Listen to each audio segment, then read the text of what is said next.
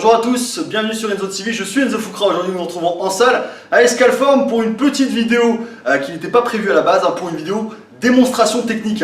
En effet, devant le manque d'appui visuel de ma dernière vidéo concernant le Superlan, je vous ai proposé via ma page Facebook si vous seriez éventuellement intéressé par un petit complément pour une démonstration en live du Superlan. Et en fait, à cette demande, vous avez été très nombreux à répondre par l'affirmative. Donc nous y voilà les amis, on va s'y coller de suite. Je vais en profiter pour faire d'une pierre deux coups, pour vous montrer le Superlan fluide et le Superlan saccadé, le Superlan fractionné, le Superlan avec pause. Appelez ça comme vous voulez, mais c'est deux méthodes différentes. Donc aujourd'hui, j'aurai deux points faibles, car je suis vraiment mal foutu. Donc voilà, j'aurai deux points faibles, ce seront mes épaules, plus particulièrement le faisceau latéral de mon épaule et mon biceps. Les biceps, nous l'effectuerons en Superlan fluide, et les épaules, on choisira les élévations latérales haltères et on fera du fractionné. Ok? Donc on est parti. Le fluide, je vous rappelle le fluide, contrairement au saccadé, le mouvement, la phase concentrique va se faire sur d'une seule traite. Ok? Donc je vais utiliser l'exercice qu'on va utiliser pour les biceps. On va prendre un curl classique à la barre EZ. Allez, c'est parti. Je saisis la barre. Pour compter sur la phase concentrique, une petite astuce, ne comptez pas 1, 2, 3. Comptez plutôt 1, 1, 1, 2, 1, 3, 1, 4. Certains comptent, certains disent 1001, 1001, 1002. Et vous verrez, vous tomberez sur 10 secondes. Là, je vais compter à vive voix, mais essayez quand même de compter dans votre tête. Sinon, on va se demander ce que vous faites dans la salle, d'accord? On va regarder avec des gros yeux. Allez, on est parti. 1, 1, 1, 2, 1, 3, 1, 4, 1, 5, 1, 6, 1, 7, 1, 8, 1, 9, 1, 10. En haut du moment, je contracte et je redescends sur 1 à 2 secondes. Au niveau de l'inspiration et de la respiration, au niveau de la respiration, respirez normalement. Vous n'avez pas bloqué la respiration pendant les 10 secondes de concentrique. D'excentrique, ou alors expirer sur 10 secondes, d'accord? Donc respirez normalement.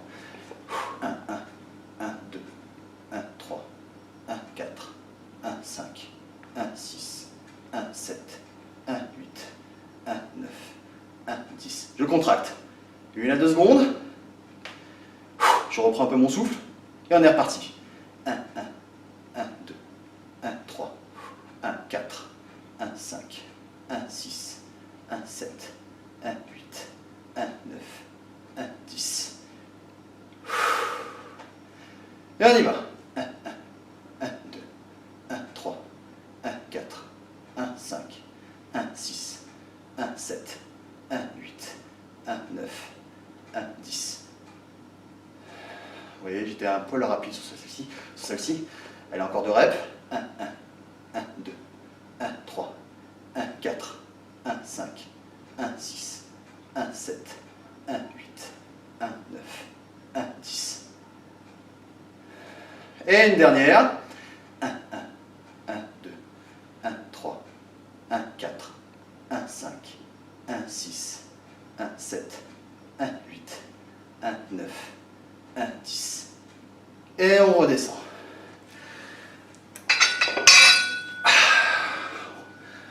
Ça fait son petit effet, même si le poids que j'ai utilisé n'est pas le poids que j'utilise d'habitude, c'est juste pour la démonstration. Ça fait quand même son effet. Donc voilà pour la version lente. On va enchaîner de suite avec des élévations latérales pour la version saccadée. La version saccadée, en fait, on va effectuer toutes les secondes un petit blocage, une petite interruption du mouvement qui va durer 1 seconde et on va réamorcer le mouvement sans laisser retomber le poids. Voilà la difficulté. La difficulté du saccadé, contrairement au fluide, c'est justement dans cette notion de réamorcer, d'accord, de réamorcer la contraction, de réamorcer le mouvement. C'est le fait de réamorcer le mouvement après la pause qui est le plus difficile. Généralement, je vous l'ai déjà dit, lorsqu'on est à l'aise, entre guillemets, avec la version saccadée, le fluide nous paraît très simple, d'accord? Allez, parce que des images valent mieux que des grands mots. Élévation latérale. J'allais vous réexpliquer la technique d'élévation latérale, mais maintenant vous devez être maître dans l'art des élévations latérales. Allez, on est parti pour la version saccadée. 1, 1, 1, 2, 1, 3, 1, 4, 1, 5, 1, 6, 1, 7, 1, 8, 1, 9, 1, 10. 1, 1, 1, 2, 1, 3, 1, 4, 1, 5, 1, 6, 1, 7, 1, 8, 1, 9, 1, 10. On va essayer de monter un peu plus haut.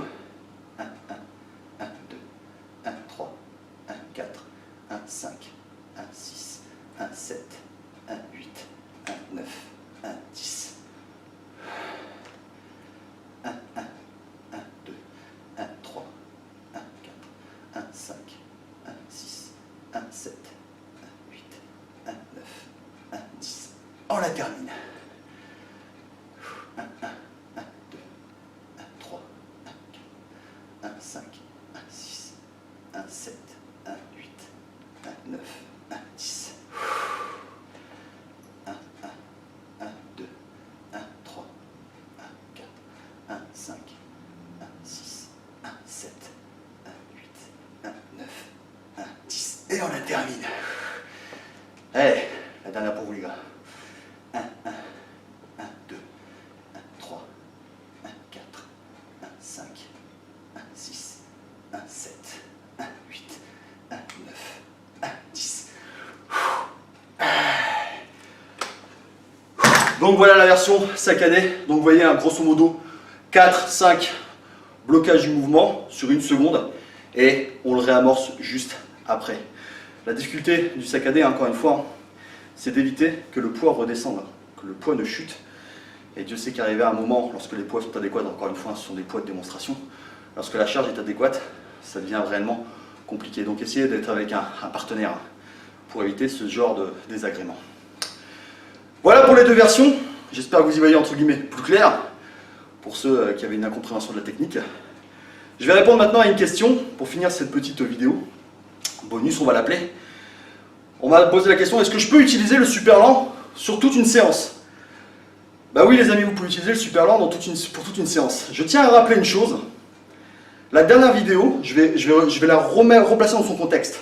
La dernière vidéo sur le super lent, c'était l'utilisation du super lent dans le cadre d'un réapprentissage moteur, hein, sur un point faible. Ça ne veut en aucun cas dire que c'est la seule façon d'utiliser le super lent. Hein. La restriction d'exercice, en l'occurrence hein, l'utilisation, le choix uniquement d'exercices d'isolation pour un point faible, c'est vraiment, encore une fois, hein, dans ce cadre de réapprentissage moteur. Si demain vous voulez l'utiliser en méthode d'intensification, bien sûr vous pouvez faire des exercices polyarticulaires. Vous pouvez faire toutes vos séances sans restriction de choix d'exercice. On va voir ça de suite, hein. Il y en a certains qui s'y prêtent pas trop, mais vous pouvez quand même l'utiliser en méthode d'intensification, donc à l'utiliser aussi avec des méthodes, avec des exercices polyarticulaires. Au niveau du choix d'exercice, il y a certains exercices qui vont être très compliqués hein, pour l'utilisation du super lent. Je pense à, c'est pour ça que d'ailleurs on préconise surtout hein, l'utilisation de machines. Je pense par exemple au rowing buste penché qui va être très compliqué, puisque ce sont les lombaires et les muscles spinaux qui risquent de lâcher avant. Le squat, pas terrible, préférez plutôt le hack squat ou la presse. Le soulevé de terre en 10-10, en super lent, on oublie. Le soulevé de terre jambes tendues risque d'être un peu problématique. Après vous avez tous ces exercices où la course va être difficile hein, d'effectuer sur 10 secondes. Par exemple les shrug haltères, ça va être assez compliqué. Pour tous ces exercices où vous avez vraiment des petites, ou par exemple les élévations postérieures qui risquent d'être un peu compliquées aussi. Pour tous ces exercices qui ont des courses plus réduites, eh ben, diminuez le temps. Diminuez le temps, au lieu de le faire sur 10 secondes, vous le faites sur 3, 4, 5 secondes grand maximum. D'accord? Mais encore une fois, essayez d'utiliser au maximum les machines.